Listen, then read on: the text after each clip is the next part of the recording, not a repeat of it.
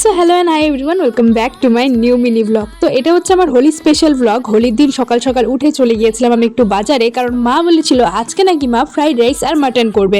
তাই বাজার থেকে ঠিক যা যা জিনিসগুলো লাগে সেগুলো নিয়ে আসলাম। তারপরে বসে পড়লাম একটু মায়ের সঙ্গে হেল্প করার জন্য। তো মা কিন্তু রান্নাবান্না শুরু করে দিয়েছিল, আর যেহেতু আমাদের রান্নাঘরটা ভাঙা হয়েছে কারণ নতুন করে তোলা হবে, তাই বাইরেই কিন্তু রান্নাবান্না হচ্ছে, তাই একটু মাকে হেল্প করে দিচ্ছিলাম। এর মাঝেই আমার একটা দাদু এসে আমায় রং লাগিয়ে চলে গেল। তারপরে খাওয়া দাওয়া করে শুরু করলাম আমরা হোলি খেলা। তার আগে ফ্যামিলি সবাই মিলে একটু হোলি খেলে নিলাম, পরে বাইরে বেরোবো একটু খেলতে।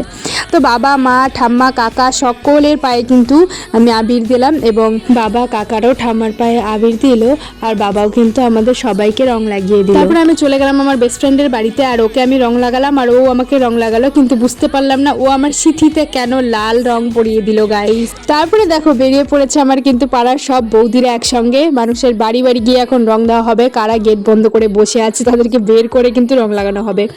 তো চলে গেলাম আমরা প্রথমেই পারুল ঠাম্মার বাড়িতে।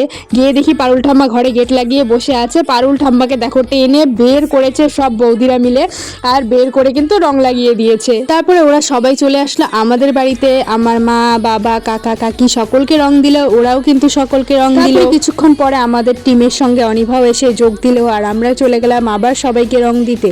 সবাই হোলি খেলে বেশ ক্লান্ত হয়ে গেছে, তাই একটু বসে রেস্ট করছিল। তো হোলির সময় প্রত্যেক বছরই আমাদের পাড়াতে কিন্তু ডিজে বক্স টক্স আনা হয়, যেগুলো দিয়ে দারুণ নাচানাচি হয়।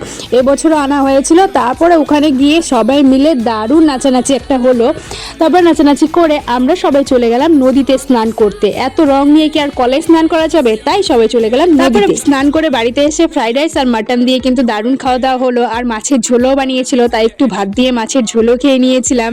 সো আজকের ব্লগটা ছিল এই পর্যন্তই। তোমাদের কেমন লাগলো অবশ্যই কমেন্ট করে জানাবে। Thanks for watching.